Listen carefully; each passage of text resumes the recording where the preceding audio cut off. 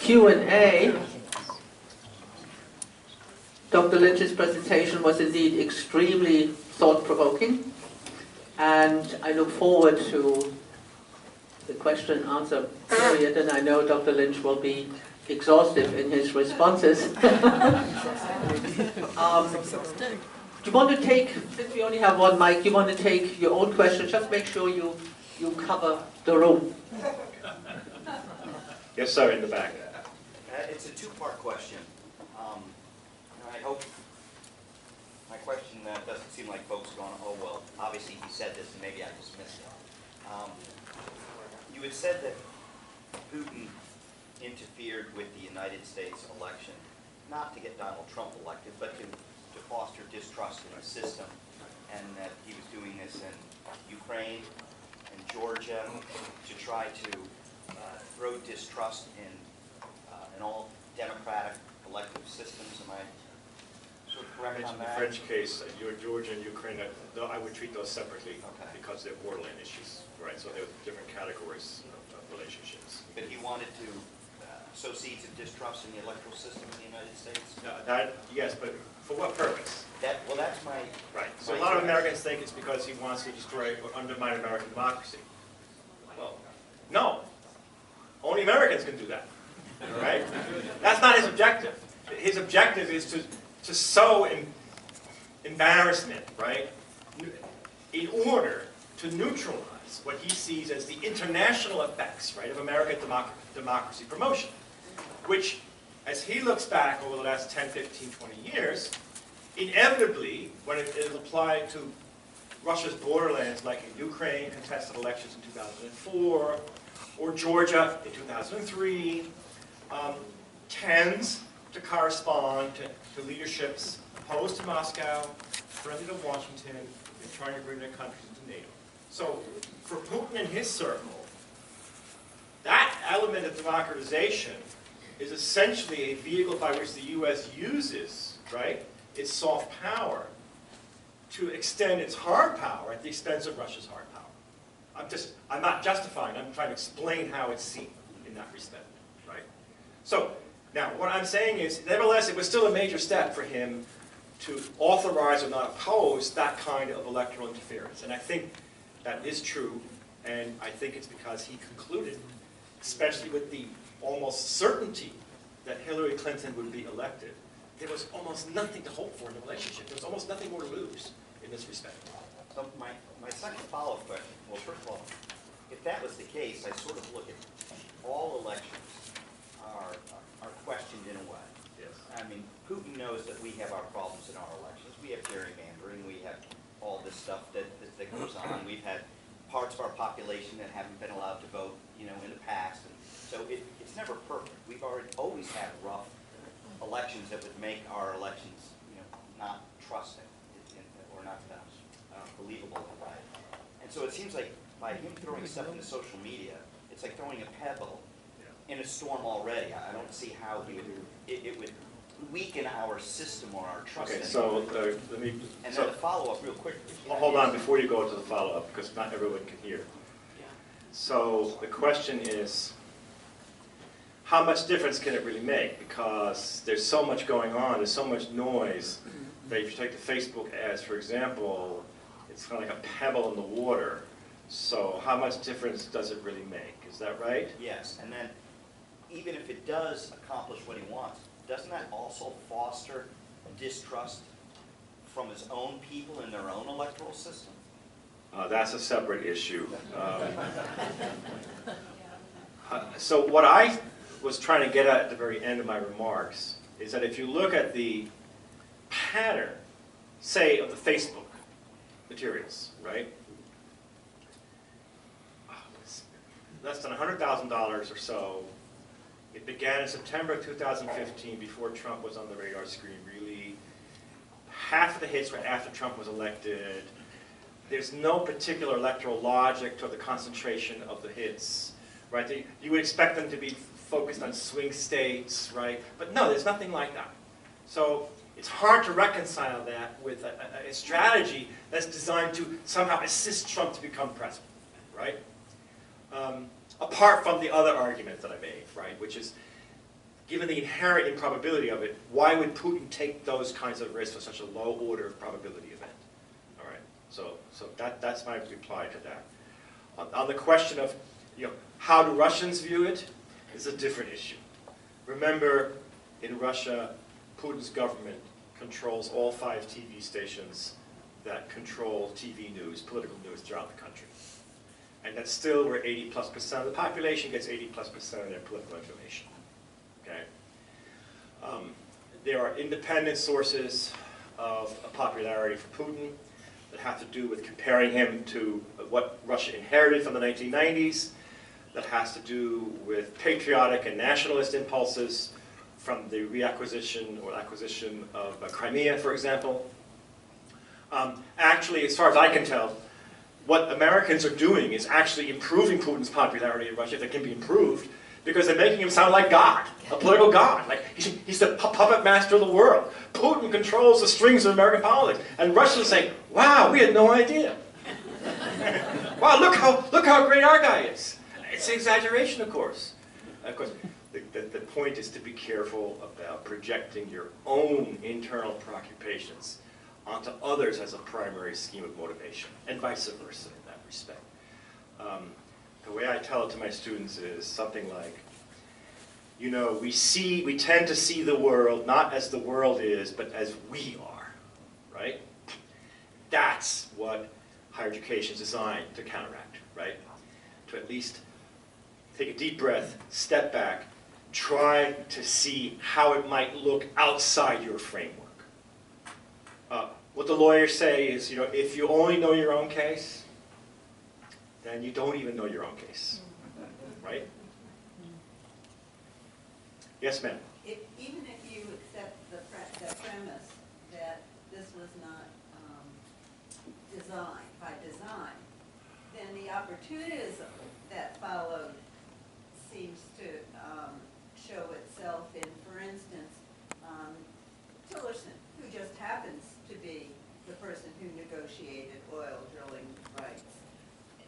That was really, if it was coincidental or if it was an opportunity, certainly a broad-reaching one, and how the backlash came up against that is interesting too. But things like that if they were not by design, certainly were an opportunity.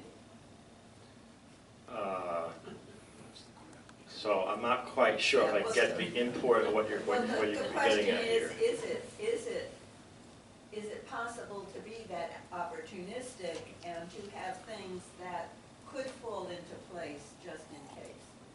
Yes, it's possible. The way I look at it is it shows the dangerous state of the relationship, right? That the Russians and the Americans both expect virtually nothing from the relationship. Putin, I believe, firmly was convinced that he was going to be the target of a new human rights assault by Hillary Clinton. And now we believe in this country nothing can happen in the relationship unless Putin's out of power. Well, for the time being, that's the consensus in this country. Certainly our political class it is. And Khrushchev once said, yeah, that'll happen when shrimp learn to whistle, right? So as long as he stays alive and controls his network for the time being.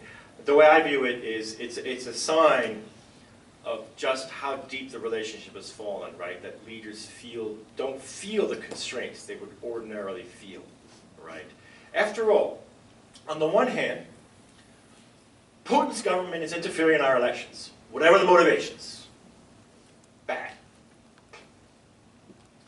On the other hand, if you look at this from outer space, whatever the merits of the particular issues, the United States and its most powerful allies in the world are contesting Russia for predominant influence along Russia's longest, most historical, most vulnerable western borderlands, the Ukrainian-Russian borderlands.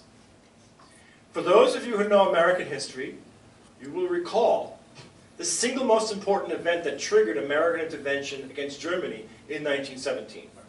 And it wasn't the resumption per se of unrestricted submarine warfare. It was that combined with the release of the Zimmermann telegram. That is to say, the German approach to Mexico If you ally with us, keep the U.S. tied down in the Western Hemisphere, we'll give you back Texas, New Mexico, Arizona, and so forth. That was the trigger. That was the trigger. I don't see the Russians viewing what we're doing fundamentally different from that. Again, this is the map of NATO expansion.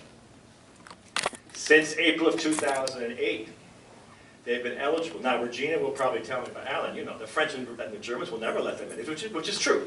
They won't. On the other hand, the Americans won't give up, saying, oh, but they're open in space and time.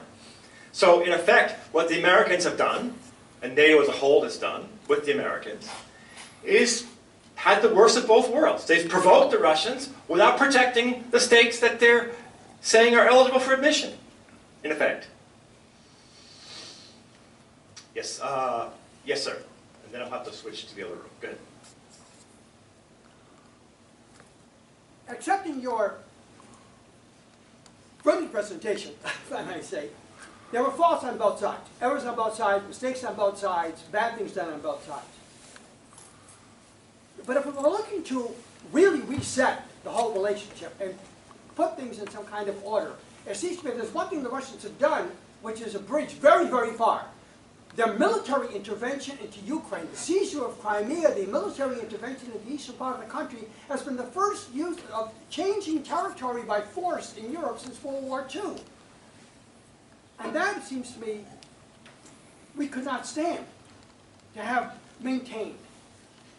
Right. And I don't know how Putin's going to get himself out of that. Right. So, to sum up again, the fact remains, all details aside, that the Russians seized territory that annexed lands belonging to a state, recognized as part of that state. It's a violation of the post-1945 international order, etc. All true. And that's the legal case, right? That's the legal case with sanctions, the initial sanctions over Crimea. Then were reinforced because of the airline shoot down over eastern Ukraine and so forth. I will say, that is an indisputable legal case. It was also an indisputable legal case that the Soviet Union had every legal right to give nuclear weapons to Cuba in the summer and fall of 1962. They were entirely within their rights. If Khrushchev had just done some simple scenario planning, he would have had Castro ask him openly for the weapons, and then he would have delivered them according to international law. And the Americans would have been in the position of openly opposing international law. So, international law, great power politics, not necessarily the same thing. Okay? So, now, as a practical matter, you will not convince very many people in Russia, even those who are opposed to Putin, that Crimea is not Russian. Right? I'm not going to spend time now going into the deep historical, cultural, social, and psychological reasons for this. I will just tell you that there probably wasn't a Russian around in 1992 when the Soviet Union collapsed who thought that Crimea somehow belonged to Ukraine and not Russia. It had been reassigned by Khrushchev in a 15-minute meeting in 1954 from the Russian Soviet Republic to the Ukrainian Soviet Republic for reasons that are still obscure. This is not justifying the case, right? But if you're asking me the relationship between that violation and its political standing inside of Russia, I will say that is non-negotiable. That is absolutely non-negotiable inside of Russia today. What is negotiable is the status of the rest of the Ukrainian-Russian relationship. Clearly, Putin tried to go farther. He tried, and we have, by the way, our government penetrated Putin's right-hand man on Ukraine, his email archive, Vladislav Surkov, at the end of October 2016. And the archive demonstrates in chapter and verse Russia's role in instigating, inflaming, escalating the crisis in eastern Ukraine. He discovered southeastern Ukraine is much more complex ethnically, demographically, socially than is Crimea, which is about a 2/3 ethnic Russian majority in the peninsula itself. And he realized that if he were to maintain that stake, he would have to wage all-out direct warfare in Ukraine as opposed to indirect warfare. And when he came to that realization, he pulled back. Here, I want to come to my psychological interpretation of how Putin sees crises like this. I think there are two tendencies at operation in tension with each other. They're each based on profound socialization experiences that he's had. One is the fear of vacuums of power, of chaos. Okay? He was a KGB officer in Dresden when the Berlin Wall came down. A few weeks later, a mob came to the KGB headquarters. They just ransacked the Stasi headquarters in downtown Dresden, and they wanted to continue taking away the files, and they burned offices, and they wanted to do the same thing to the KGB outfit. He was able to face them down, but he had called in the local Soviet military commander who said, "There's nothing I can do, Moscow is silent, I have no orders." At that moment he realized this was the end. He had a direct physical confrontation with the end of the system. Repeated experiences, the virtual collapse of Russia as a functioning society in the 1990s, the two Chechen wars, terrorism, the crisis in Ukraine, repeatedly posed this issue of vacuums of power. And Putin's conclusion is, in a vacuum of power, someone's going to fill it. And if it's not you, it's going to be your enemy, or your partner, or your friend. So you better fill it first. However, there is a competing tendency, which is in tension with this, and it's from his judo. So in judo, the essence of judo is to maintain balance. Unlike boxing, right? In boxing, you try to deliver maximum force to one point. But notice, in doing so, you are completely unbalancing yourself. So if the other fellow hits you first, you're done.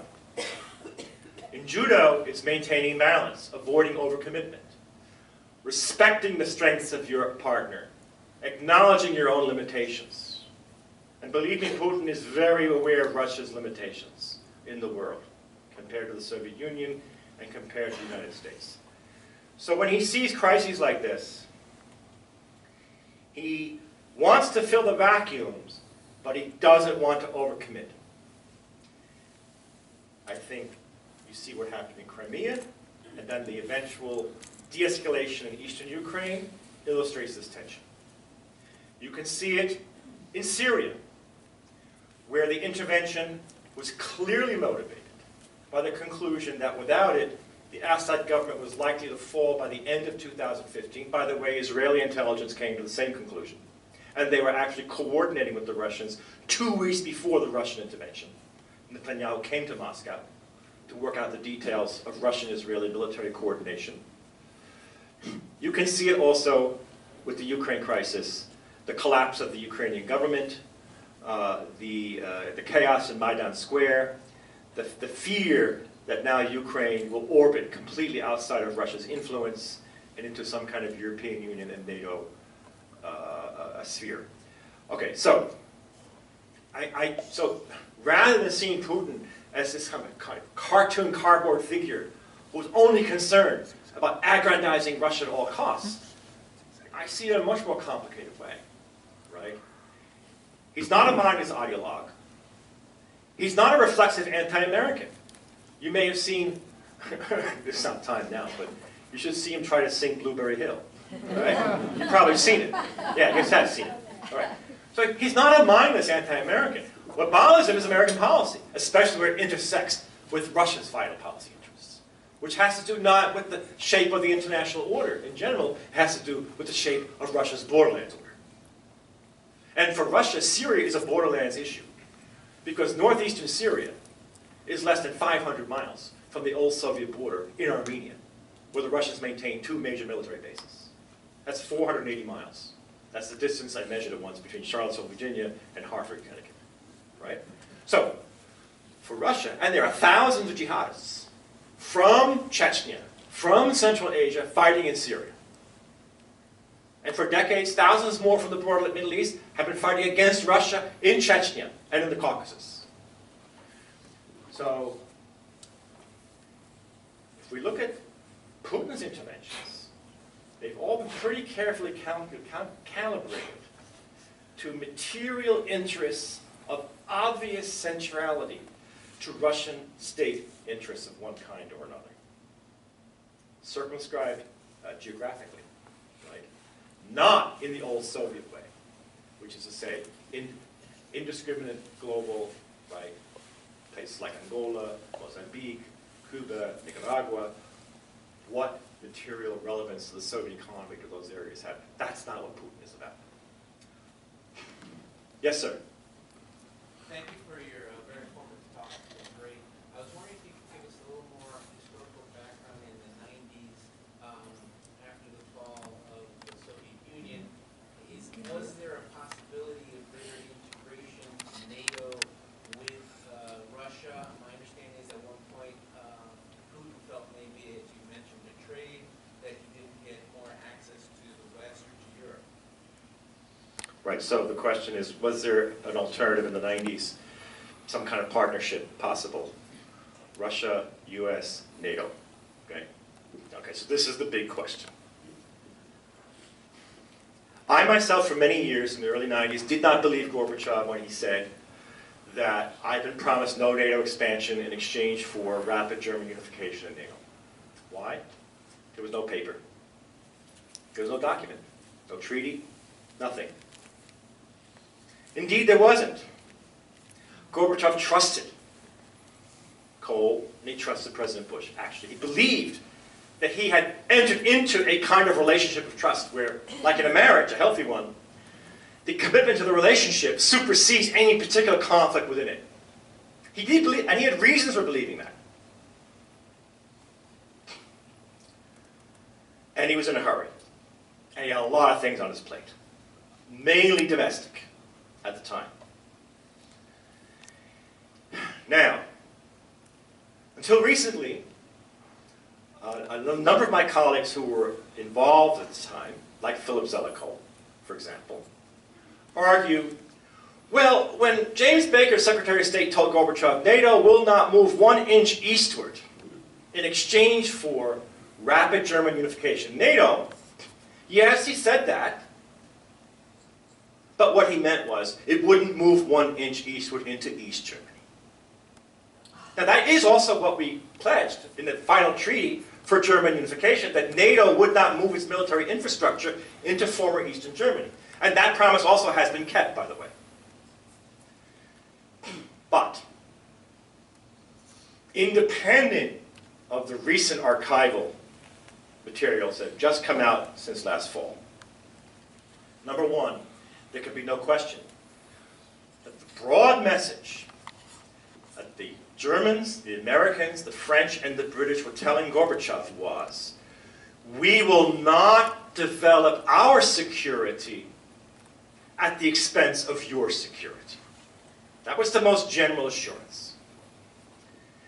What the archival materials show, and these are memoranda of conversation now, from the German Foreign Ministry, the French, the British, the American State Department.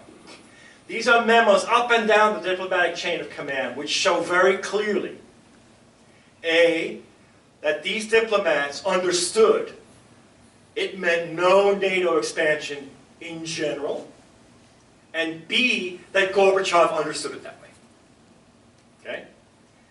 Which is basically what the Russians have been saying and Putin has been saying all along.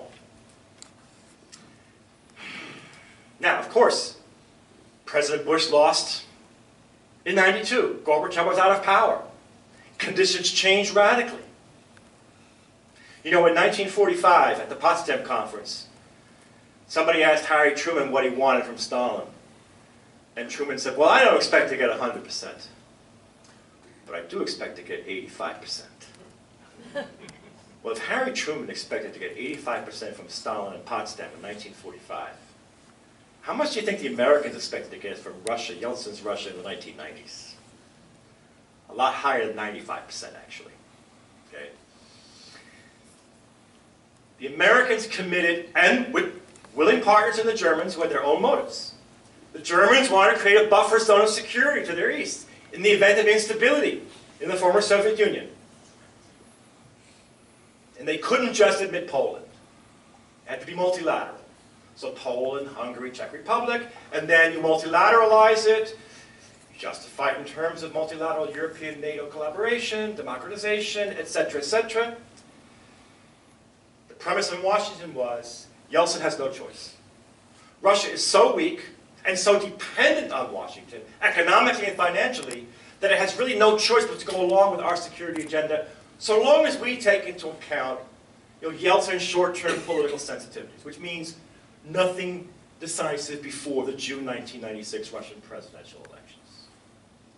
Sort of like what Khrushchev told Kennedy. Do not worry, Mr. President. We will do not do anything to make your life difficult before the midterm October 1962 elections. It's true, he was going to announce it in November, after the elections. And indeed, I think the Clinton administration had no regrets over the policy. They understood it was a difficult pill for Russia to swallow, but they believed that Russia's weakness and dependency was a permanent fact of international life. And that's clearly no longer true and has not been true for quite some time. And that is one of Putin's accomplishments as a Russian leader. He has reconstituted Russian power to a significant extent, certainly by comparison to what he inherited in the 1990s.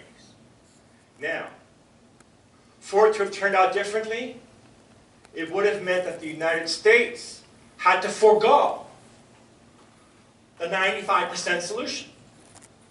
It would have to say, we're going to take a lot less than our power allows us to take. We're going to bring Russia into NATO and essentially convert NATO into a Russian-American condominium? No. We're going to expand NATO because that is the one organization that roots the United States in European security affairs. And if it comes at the expense of Russia's political sensibilities, so be it. That was a choice we took. Now coming to terms with the consequences of that. Yes, sir. I have a question about intentionality. For some time, there's been a concern within the U.S. and the rest of NATO about the Russians' application of General Gerasimov's hybrid warfare approach when all of the instruments of national power are attempted to be undermined. And do you see this, their intervention in our election, as an application of their, what could be described as their hybrid warfare? And in addition, do you see the diminishing stature of our Department of State as a major issue in being able to recognize this application within the U.S. as well as our partners now? Okay, so the part one is about Gerasimov is a leading Russian military theorist, hybrid warfare. Essentially, how does a Russia, which is far from the military superpower of the Soviet Union, act to protect its interests, right, in a very different kind? It's kind of like a Rumsfeld doctrine for the Russians, right? Go ahead. If I can add one thing to that, you mentioned that they're only 1/14 of our economy. Yes. But they do, under the current situation, have a lot of discretionary funds, for lack of a better Yes, not only that. can be applied. Yeah, 1/14 is way too simplistic, right? Because if it comes to a question like Ukraine, it's also a question of stake, intensity of interest. And even though the United States is incomparably more powerful economically and militarily, the Russians care incomparably more about the outcome on the Russian-Ukrainian borderland than the Americans will ever care, or could ever care, right? So that changes the balance of power in that respect, right? Outcomes are determined not simply by the calculation of material balances, but by integrating them into relative stakes in that respect. And I think our assumption has been that our power somehow automatically translates into outcomes. That has blinded us, right, to the very differentiated ways in which that works out in these kinds of borderland scenarios in this respect. All right, so I think, yes, it's a way of exploiting asymmetrical power opportunities. I see it, I am more alarmed because we use the same thing too, all right? I mean, we waged a massive cyber war against Iran in 2010. Massive. It's an act of war, to be honest. By any traditional standards, an act of war, what we did with the Iranians and the Stuxnet infiltration, right? The question is, why would they do it? And I think the answer is because they've given up all hope for the prospects of the relationship. That, for me, is my basic conclusion. That's the thing to be fearful of. If you're in a relationship with somebody, and it turns out it's going to be permanent, which we didn't think it was going to be in the 1990s. We thought Russia was going to be permanently dependent, permanently weak. No longer an agent, but merely an object of world politics, of American policy. Right? Then you have to think about what prospects can you hold out in the relationship. Okay, so that was the second part. Now the Department of State. Oh, the Department. How do we recognize applications of hybrid warfare in other areas? Because this is a concern both of the U.S. and NATO. How do we even see this? I don't want to exaggerate the consequences of the last 12 months, because I think what's been going on in the State Department as far as Russian post-Soviet expertise, that's been going on for 25 years. It has to do with obvious reduction in the importance of Russia compared to China, which is an objective fact. Has to do with the rise of Middle Eastern threats, right? And you can see it all throughout the United States, not just in the government, but also in the allocation of news resources, educational resources. I remember the 1990s. So I was the director of the Russian East European Center of Virginia for many, many years. And like every month I would get a proposal from Washington saying, here's a multi-million-dollar grant to teach Russians how to become like Americans. That's a simple version, but that's what it is. Teach Russians how to be. And I said, well, wait a minute. You can't do that. What I can do is teach Americans just how impossible that's going to be. I never got 1 cent for any of that. Not 1 cent. Okay? Next. Yes? Yes, and then 1, 2. Go ahead. Quickly, in your opinion, who is running our foreign policy right now? Is it Tillerson? Is it the State Department? Or just who's got the air of? I have to claim that's a limitation of my knowledge, right? I'm here as a Russia scholar in that respect. The truth is that, in the United States of America, I mean, foreign policy is a presidential-centric thing, and whoever the president is, I mean, the president has developed since 1950, and frankly, it really begins with Roosevelt's undeclared naval war in the North Atlantic in the summer and fall of 1941, when he waged secret warfare against the German Navy, right? Without the Congress knowing about it, without the public knowing about it, on his own, and he didn't get caught, right? That's the beginning of the president acquiring a concurrent authority to wage and declare war, right? It was reinforced by the imperial presidency of the Cold War, Korea, Vietnam, Nixon, Kennedy, Johnson, even President Obama. He claimed the right to essentially wage war. He waged war against Iran, the Stuxnet cyber campaign. Plus, he claimed he had the right to shoot cruise missiles into Syria, whether Congress was involved or not. He would like their support, but he didn't need their approval. He, a constitutional scholar, is making this claim. So, the answer is the president. Yes, sir. As a former Turkish NATO officer, my question would be about Turkey's stance. 2 days ago, Turkish chief of defense and chief of intelligence were in Moscow to negotiate the offensive to Syria in the upcoming phase. Yes. So how do you see some U.S. allies, including Turkey, as they get more autocratic, getting closer to Russia? How do you see their futures? Well, I would say, now I'm going to qualify what I just said about the president and foreign policy, right? Because Repeat the question. the question was that Turkey is now in consultation in Moscow about coordinating military activities in Syria, okay? And the question is, so Putin has an authoritarian political machine, Turkey is an increasingly authoritarian political machine, although it's in NATO.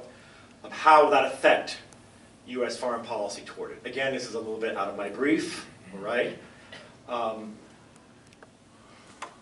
the truth is, our Congress and it showed its willingness to act on the sanctions policy by binding the president's hand on sanctions policy.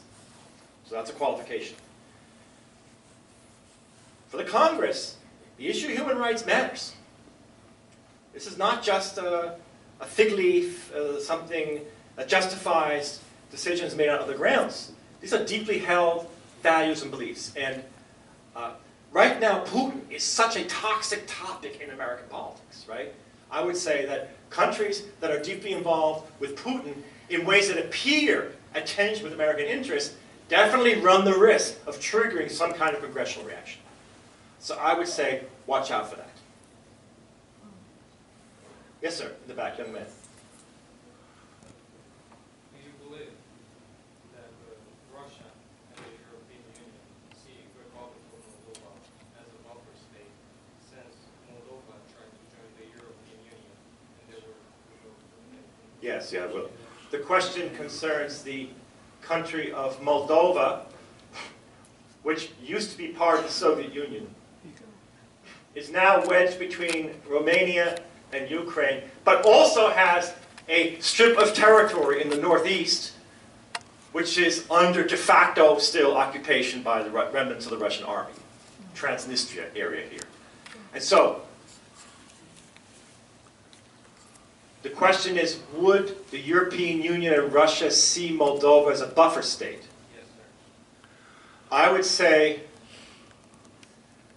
given the record since 1991, if you mean a buffer state in the sense of a neutral state between Russia and the European Union, I'd say no. I'd say what Russia wants is a pro-Russian buffer state, right?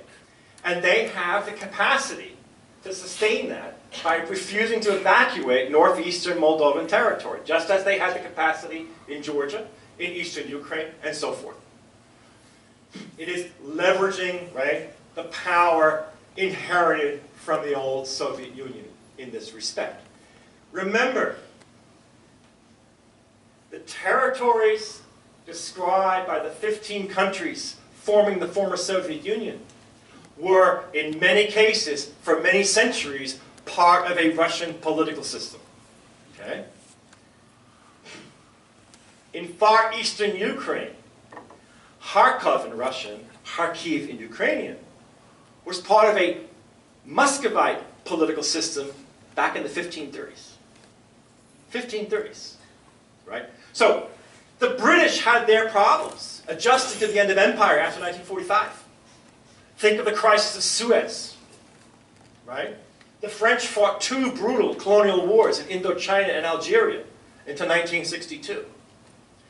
Russia is dealing with the unraveling of empire, which has defined not merely the country's internal status, but also its international status. Keep in mind, this is what the United States is de facto contesting Russia for. Who shall have the right to define the international rules of the road along Russia's most sensitive historical borderlands?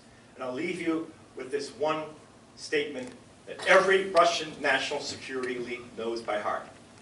It was penned by Zbigniew Brzezinski, President Carter's national security advisor, in the middle of the 1990s, justifying a pro-Ukrainian American foreign policy, said, without Ukraine, Russia cannot be an empire, and without an empire, Russia cannot be a great power.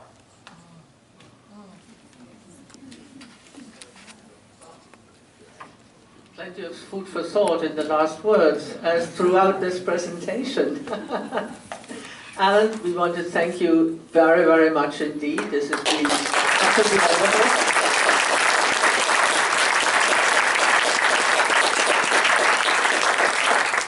And I have no doubt that the people at the Foreign Policy Association who put the great decision topics together every year will not forget about Russia, in which case there will be future opportunity to welcome you back to Hampton Roads. Couple of announcements.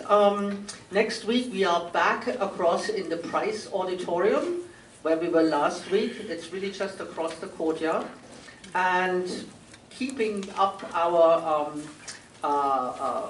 focus on great powers, our next topic is going to be China, particularly China's economic power and also its geopolitical goals. So after last week looking at America's defense and this week looking at Russia, it will be a wonderful continuation to ask questions about China and where it is going. We have a little present for you, Dr. Lynch, and I left it on the table here. As the saying is, and it is very true, it is but a small token of our appreciation. Thank you very much.